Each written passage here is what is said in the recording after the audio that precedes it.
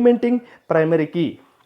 How to implement primary key? Let us discuss our class, very important class, implementing primary key.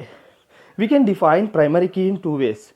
We can define primary key in two ways, that is column level and other one is table level. First one is column level, second one is table level, right? Coming to the column level, at the time of defining the column itself, we will write the particular column is primary key or not. See here, create table student, student code, st code, char 3 size, not null we are writing, primary key we are writing, not null and primary key. So both we are applying, not null constraint and primary key constraints we are applying, right? Primary key will not allow you to write null value, even we are applying not null. Okay, so here we are writing the primary key. Now see, second one, st name, see character 20 and not null. So it not null will not allow you to enter without any values, means whenever you are inserting the values. So this is about the primary key. Now student code becomes a primary key, mandatory one, and it will not allow you repetitions, multiple values, duplicate values, even null value also. So this is called what? Column level. Coming to the table level, we will define the table completely. First we will define the table completely. Create table student, st code, char 3, not null we are writing, and both we are writing not null. After writing all the columns, we will define, and each and every column will separated by comma, and at the last we are writing primary key, primary space key, and we are mentioning the columns.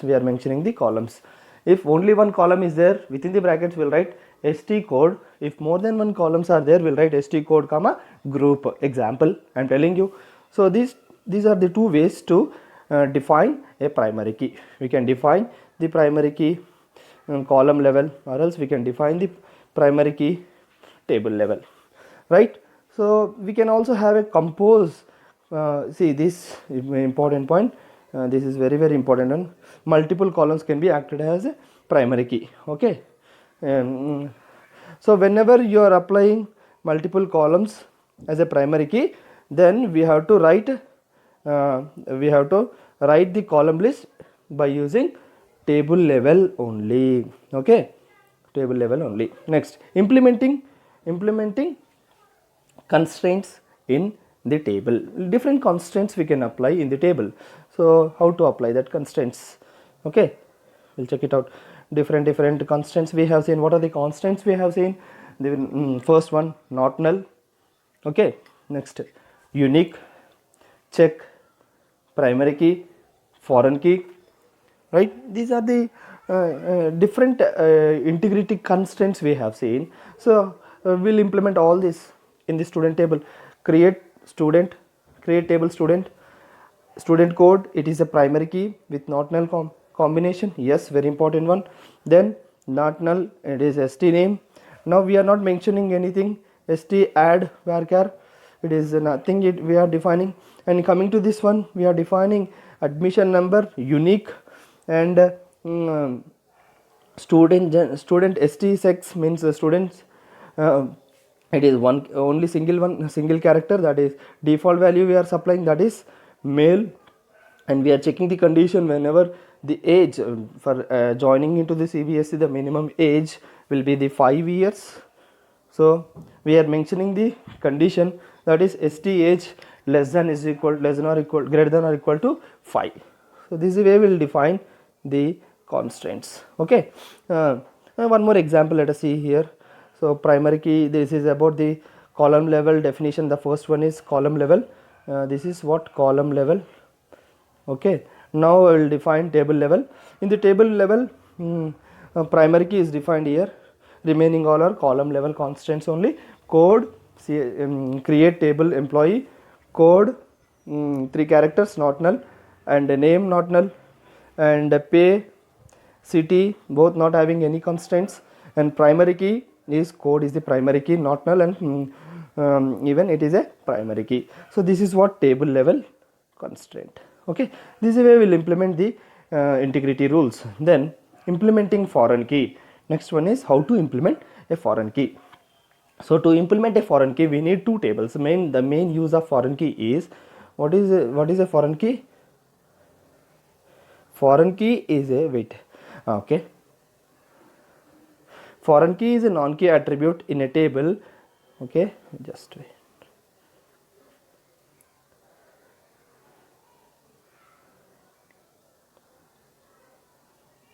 A foreign key is a non-key attribute in a table whose value is derived from the primary key or of some other table. Primary key is a non-key attribute in table 1 and it is a primary key in the second table. So it is mainly used to, the main purpose of foreign key is used to join more than one tables, link more than one tables. Foreign key is a key, unique key, which act as a primary key in the second table. The main purpose of the foreign key is to make a link between one table to other table. So we'll use a key term called reference. So it is also called example of referential integrity rule. Okay, see this example. So in this example we have two tables, that is employee table, we have an employee table, we have a department table. First we define the department table, and in the department table we mention the department number as a primary key. So this one as a primary key, and you have other columns, department name, head, location, that. So this table is a parent table. This is the parent table, and later we are defining the employee table. In that you have an employee ID. So employee ID is acting as a primary key, and name, city, salary, and department number. In this case, department number is non-key attributes. Department number is non-key attribute. Here department number is primary key, employee ID is primary key. And among these three attributes, that is department number, employee ID, and department number in employee, which one is a foreign key? Employee ID is a primary key in the employee table, and department number is a primary key in the department table. Department number is a foreign key in employee table. So this is acting as a foreign key. This one is called foreign key. This one is called what? Foreign key. Why it is a foreign key? Because foreign key act as a non-key attribute in table 1 and it act as a primary key in the second table. So we are defining the tables as a parent table and children table. Okay, so it act as a primary key in the parent table and it act as a non-key attribute in children table. Okay, so it is used to make a link between the two tables. So that is called integrity constant, referential integrity constant. Okay, so this is about the foreign key. We'll see the foreign key implementation here, implementing foreign key, right? So see, in this example, this is what called parent and this is one children. Okay, we'll check it out. Now I'm creating the table called department table, that create table department number char 2, character 2, number of digits are, number of characters are 2, and it is not null, primary key. Okay, it is primary key. Good, this one is primary key. Okay, department name is not null, head is nothing. So we are mentioning it, we are taking 30 characters, right? Coming to the second example, this is what parent table. Next one, children table. Create table employee, department employee number, char 3, not null, primary key. It is not null and primary key. Okay, and the department, and name not null, and city, salary, department number. These four are what? Non-key attributes.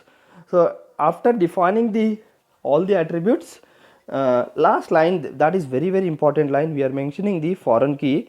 See this line, foreign key department number. Foreign key is department number in employee table. In the employee table we are defining the foreign key. In children table we will define the foreign key, not in the parent table. Okay, in children table we are defining the foreign key. Employee department number, foreign key, foreign space key within the brackets, department number, reference, it is referring whom?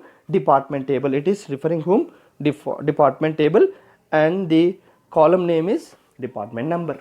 So we will write foreign key, the column name in the children table, reference, parent table, that is called department, and the primary key in the department table. So we'll have the combination, both will have the same columns in the same column names in the both the tables, but in first table it is a primary key. In the department table, department number is a primary key. There is no repetitions. It never allow you to write null values. Coming to the second table, employee table, we have a foreign key that is called department number. So it can be a null, and it may be have repetitions. It may be have repetitions, but it is referring whom? It is referring whom? It is referring to department table. So with the help of this reference or else foreign key, both the tables will have a relationship. Okay, a table may have multiple foreign keys. Remember this point, very very important point. A table may have multiple foreign keys. Foreign key may have repeated values. So it can have repeated values, that is non-key column. It is non-key column. We can have repeated values, right? Foreign key is not unique. It can have repeated values. So this is about the implementation of foreign key. Already we have seen modifying the table, but in this one we are checking with modifying the constraints, right? Modifying the table constraints. To add a column, new column, we'll use alter table, add alter table, table name add. So we have seen these two examples already. Now see this example, this one also finished. Now see this is very important example. Alter table employee add primary key, add primary key. We are adding a primary key here. Add primary key. Add primary key. What is a primary key? Employee ID is a primary key. Okay, primary key, within the brackets we are mentioning employee ID. Next one, alter table, add primary key. So now see, in this case we are giving two attributes, name comma date of birth. Both are acting as a single primary key. It is acting like a single primary key. It is called composite key. Composite key is a primary key which uniquely identifies a row of information, but it will have more than one attributes acting like a primary key. If the primary key is having more than one attributes, then it is called composite key, students. Very very important one definition. Okay, next one, modifying the let me underline these points. These are very important. Okay, primary key, wait,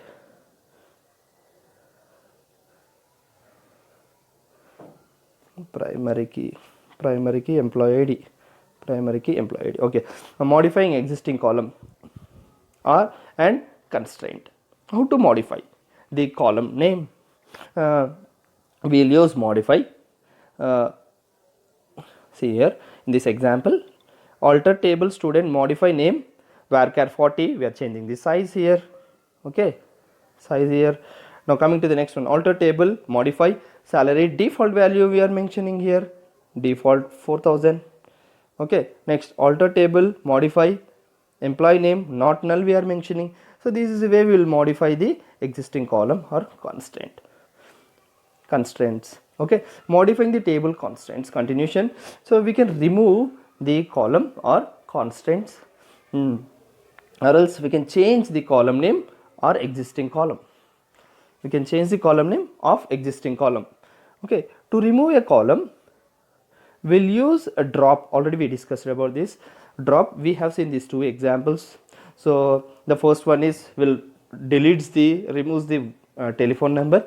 The second one will deletes the both, that is it drop job and pay. We already discussed about that. Now we are going to discuss about very important one, primary key. How to drop a primary key? Alter table. I want to highlight this one, alter table student drop primary key. It deletes it removes the primary key from the table. So it is, whenever you are writing this one, or alter table student drop primary key, it deletes that primary key and that particular column. We are not mentioning the column, whatever the column given as a primary key, because for each and every table will have only one primary key. It may be a combination of one or two attributes, but will have only one one primary key. So whenever you are writing alter table student drop primary key, it removes that primary key, but it will have the columns, that is called a roll number will have, it will allow you to write null values and repetitions. Okay, changing the column name of existing column. Okay, alter table will use a command called change command. Alter table, table name, change old name, new name. Remember, first we'll write old, next we'll write new. For example, a is equal to b, we are writing what we are writing, we are writing a is equal to b, a is equal to b, wait, a is equal to b we are writing. So a is having a old value as 15, now b is 20. Whenever you are writing a is equal to b, this b will be stored in a value, so a value will be changed. Similarly, the first one is, the first column is old one and second column name is new column, right students? First column is old column and second one is new column, students. Okay, now see, I want to discuss about that. Okay, alter table student, this specifically this area is very important, change. Okay, okay, alter table student, change name student st name char 40. We are making the changes, that is the old name is name, old name is, what is the old name? The old name is the name, now new name is st name, and we are mentioning the size as 40 and it is character. So this way we will modifying the table constraints. Okay, so these are the important concepts. Viewing and disabling the constraints. We can view or and disabling the constraint with the help of two important, already we discussed about view, means seeing the structure of the table, that is done by describe command, desc employee, it describes the structure of the table, right, complete structure with their field names, data types, their sizes, and default values. Okay, default values, not only default values and extra null keys, everything will be displayed according to the in the form of table with the column list. Okay, that is described, or else we go with the show create table employee also. So generally we will go with this very important one, describe employee, describe employee, it is DML command, DDL command. Enabling and disabling, Nana. Next one is enabling and disabling the foreign key. To enable or disable the foreign key, we can't disable the primary key, we can't able to disable the primary key. To disable the foreign key, we will use, we can remove the primary key, but we can't disable the primary key. Foreign key can be disabled with the help of foreign key check is equal to 0, checks is equal to 0. That is about the disabling the foreign key. Okay, set is a key term, we'll use set foreign key checks is equal to 1, that is called enabling. Disabling and enabling will be done